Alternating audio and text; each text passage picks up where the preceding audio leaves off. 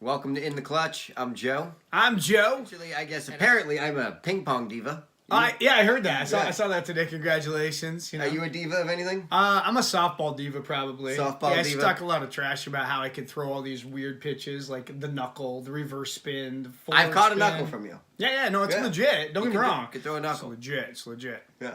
Yeah. So today we're going to talk about divas. We're going to talk about which sport has the biggest divas, and then Joe and I are going to have our own little segments towards the end. So, Biggest diva. This was brought up. I think I did. I think I brought this up when I heard about these trades with the guy from the Knicks. Anthony Davis. Oh, Anthony Oh, no, Davis. no. Oh, with the Knicks. Oh, Kristaps Porzingis. Yeah, Porzingis. Yeah. When Porzingis decided he wanted out of a big market, New York Knicks, and wanted to be traded, and it just made me think about all the other guys that have been doing it lately. You know, I was reading more about Kristaps when you brought that up, and he actually said previously that he would like to play with more Europeans, which is probably why he ended up on the Dallas Mavericks. Yeah. Makes a lot of sense, right? Yeah. Luka Doncic, Dirk 60-year-old Nowitzki. Nick, 60-year-old Dirk. He's there. Wow. Yeah. Wow. But and not just Kristaps though. What about Anthony Davis? I mean, what his agent pulled, the BS that his agent pulled trying to get the Pelicans to pull off a trade specifically with the Lakers. Yep. That's pretty diva-like. He does represent LeBron James as well. He does. That's true. Yeah. So it might as well be. So it's no longer the Los Angeles Lakers. It's the Los Angeles dude that represents LeBron and Anthony Davis. I think that one of the bigger issues for me is these guys aren't doing it for more money or more because they just really like this team. They literally just want to get together with 2 or 3 other stars to win a championship and just have a super. Like everybody's about this super team in basketball now. Yeah, but it's weird because that leverage makes it feel very diva-like. Don't get me wrong. I think the media paints the picture that they're diva-like. Because if we go back through history and divas, there have been some big divas. Let's start in tennis. John McEnroe.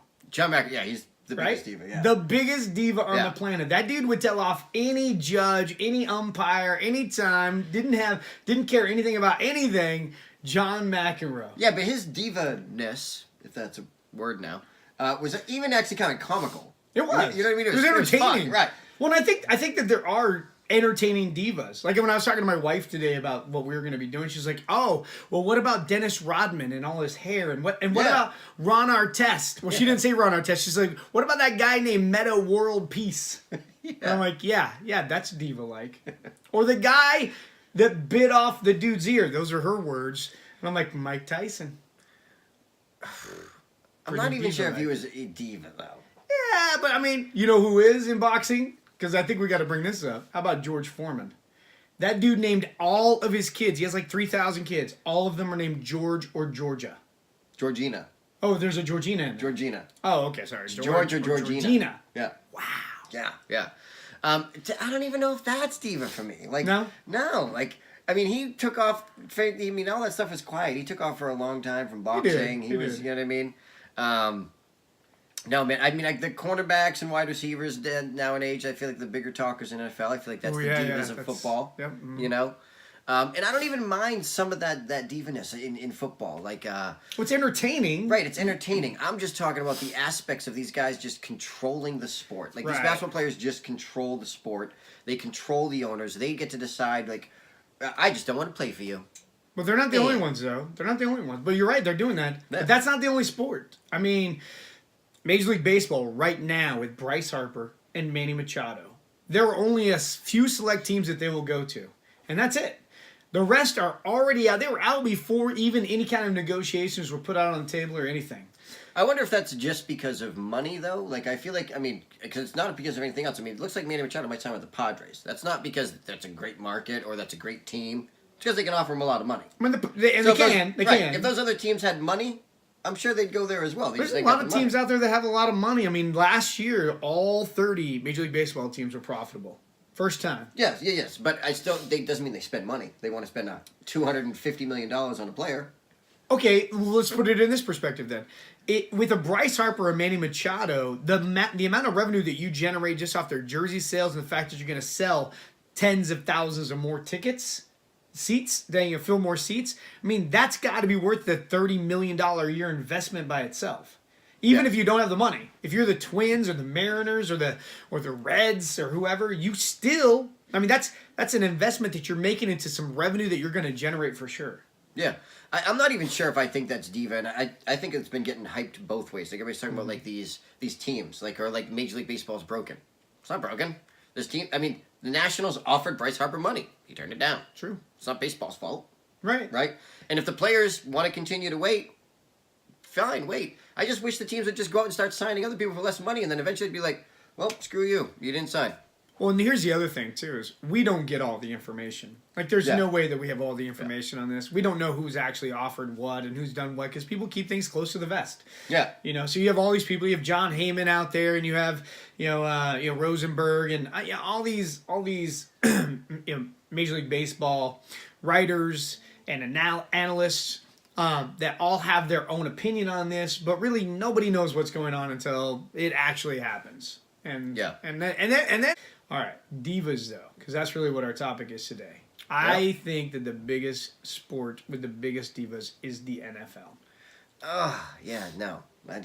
For me, I definitely think it's basketball. Why football? Football, because let's go back in the Wayback Machine to Terrell Owens. Let's go back to Terrell Owens, because that guy takes the cake when it comes to being a diva. But all wide receivers now that there's no penalty for celebrating, all wide receivers now are doing basically the same things that Terrell Owens. I mean, Mike Thomas of the New Orleans Saints pulled a cell phone out of the goalpost this year. Yeah. After he scored a touchdown, which is a Terrell Owens thing. I mean, being a diva, I think, is making yourself more, shining a spotlight on yourself more than the team, almost to a detriment, which I think Terrell Owens fits that, but also be very entertaining at the same time. Like, I think it's twofold, but you're making it about yourself over the team. And I'm not saying just from a leverage standpoint, so I'm not going to bring up like Le'Veon Bell or even Antonio Brown right now, which both of them, and don't get me wrong, would kind of fit the diva, the mantra. What Antonio Brown pulled at the end of the year, definitely diva. What's that? What Antonio Brown pulled at the end of the year, 100%. And what Anthony Davis is doing now in the NBA, definitely diva. This magic bruise that he got that cost him the opportunity to be in the game. Anyway, all right, I digress. Right. But besides Terrell Owens, the cornerback side of the house has produced some of the greatest divas in the history of sports. Deion Sanders. Prime time.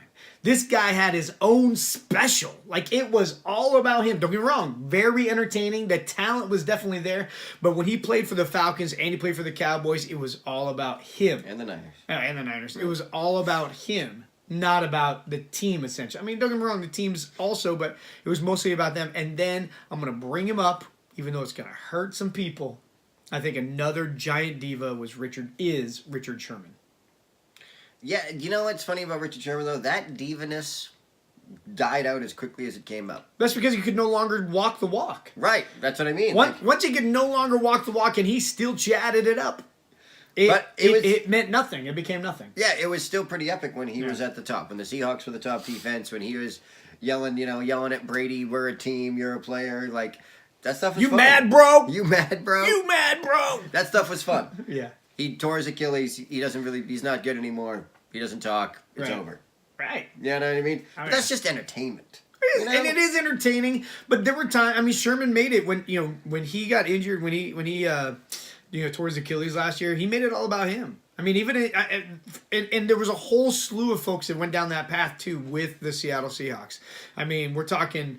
It was Sherman. It was the rest of the Legion of Boom too. Legion of Boom also. If we're gonna not Cam Chancellor, I'm gonna keep him out of this. But Earl Thomas at the beginning of this year, the dude was all about staying healthy. Ironically, he still went out there and played and got injured. But man, he was talking. He was foreshadowed this event happening.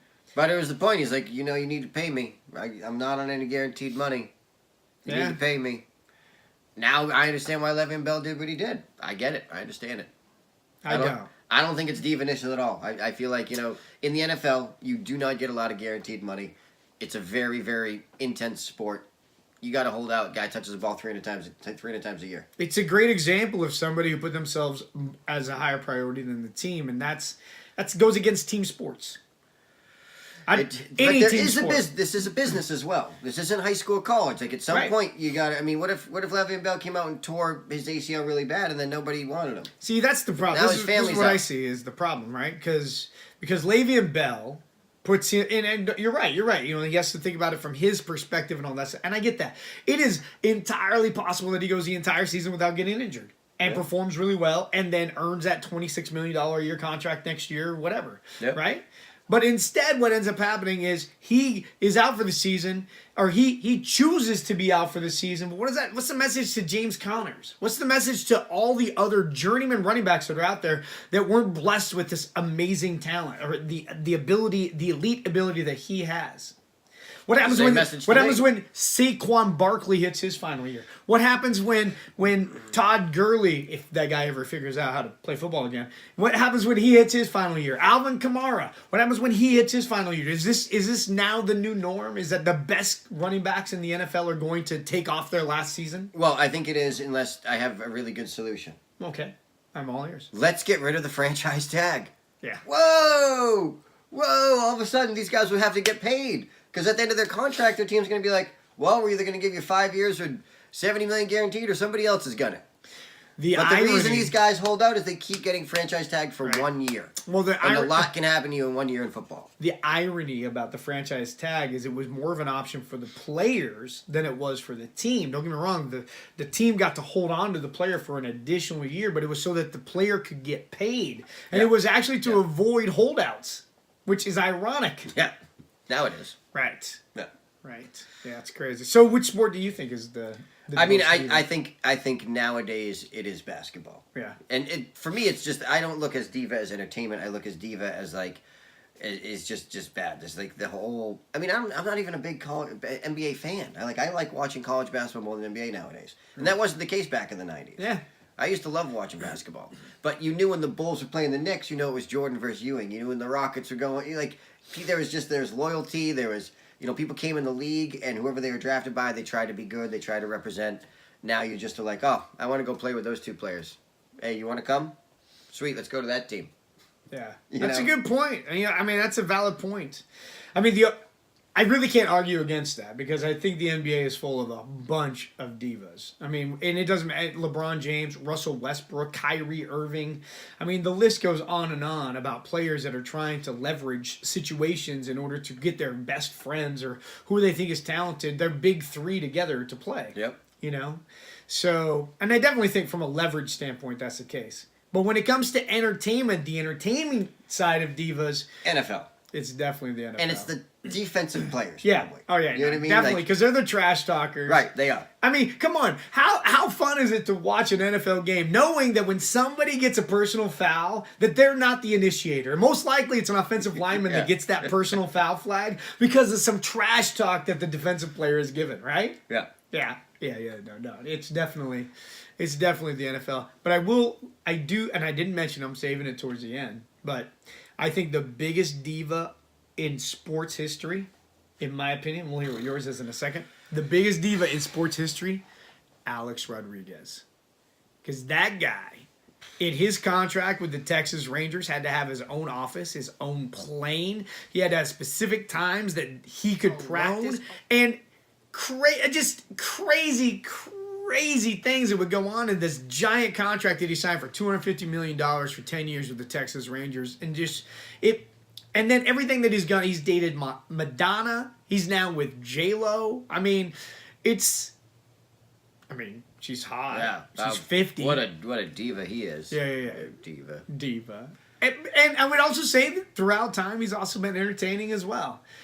I mean, from an entertainment standpoint, he definitely put himself, or from a diva standpoint, he definitely put himself above the team. PEDs, all the PEDs he did, the lengths that he went to mask the PED situation. Yeah, I mean that was that era too. I don't put so much diva-ness. But he's the one that represents that era. Like he is the representation of that era. I'm not sure if that's quite because my biggest diva of all time, which hurts. Me? It hurts. Is really it me? Bad. Yeah. Yes. Is also my favorite baseball player of all time. Ooh, man! So we both picked the ML. Barry Bonds. Oh wow. I mean, literally, this guy. There was like so many rules in the clubhouse that this guy had. Mm-hmm. He was just like not a great team. Like I've heard a lot of teammates say they didn't really like having him on the team. He was just like a diva. It was like having Mariah Carey in the San Francisco Giants clubhouse. Phenomenal baseball player. Loved watching him play. You know what I mean? But everything I know, he's like the biggest diva I've ever heard about. Yeah. No, I It's hear funny we you. both pick baseball though. That is funny. Yeah. That's funny. All right, let's do our 1 minute take. You get 1 minute. For my take, I want to talk a little bit more about Manny Machado and Bryce Harper and where the state of Major League Baseball is at. I don't feel like there's anything wrong with what with these guys not being signed. You know, I have all the players coming out saying stuff. You know, teams have offered money. I feel like if we really want to get around this issue, teams just need to start going and signing other players. You know? And eventually it's going to start putting the pressure on the players to make sure that they actually need to get a deal done sooner. Because it's really no one else's fault. I mean, they've offered money. If these guys want to hold out, everybody else should be able to sign.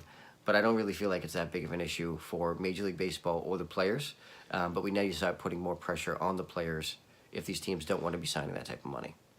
So for my 1 minute take, I'm just going to talk about the health of professional sports in relation to the way that these players hold people, hold teams from a leverage standpoint.